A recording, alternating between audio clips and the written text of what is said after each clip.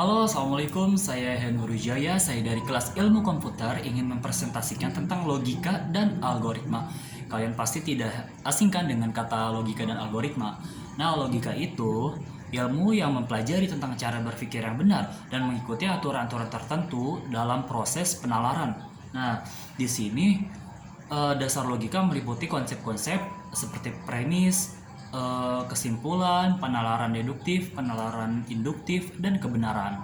Tentu saja logika ada manfaatnya. Yang pertama ada berpikir kritis, yang kedua ada penalaran yang benar, yang ketiga ada kesimpulan yang akurat. Nah, di sini logika ada contohnya. Contoh penerapan logika dalam perencanaan strategis atau perencanaan proyek. Logika digunakan untuk merancang rencana kerja yang terstruktur dan memastikan bahwa langkah-langkah yang diambil memiliki alasan yang logis. Baik, kita lanjut ke algoritma. Algoritma ini ada fungsinya, satu untuk pemecahan masalah, yang kedua ada optimisasi, yang ketiga ada automatisasi. Nah, di sini algoritma ada contohnya. Untuk algoritma contohnya ada pengurutan cepat. Algoritma pengurutan cepat digunakan untuk mengurutkan kumpulan data dengan kompleksitas waktu yang lebih cepat daripada algoritma pengurutan lainnya seperti selection sort. Nah, tentu saja algoritma ada manfaatnya. Yang pertama ada efisien, yang kedua ada keterandalan, yang ketiga ada pengulangan. Dan algoritma ada contohnya pun untuk manfaatnya. Algoritma dalam bidang pengurutan seperti pengurutan cepat atau pengurutan gabungan, membantu mengurutkan data dalam waktu yang efisien.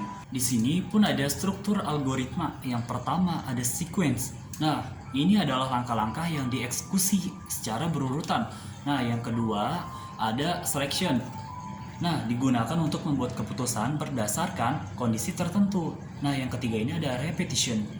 Ini digunakan untuk mengulangi langkah-langkah tertentu selama kondisi tertentu terpenuhi. Di sini pun ada contoh dari strukturnya. Kalian bisa lihat saja di atas sini ya. Nah, kalian bisa nge-pause ini video, oke? Dan juga ada contoh algoritma dalam kehidupan sehari-hari. Saya biasanya membuat teh. Nah, dan membuat teh itu biasanya ada algoritmanya juga. Nah, di atas ini saya sudah menulisnya. Kalian tinggal pause saja ya. Pasti kalian juga sudah tahu untuk membuat teh, oke?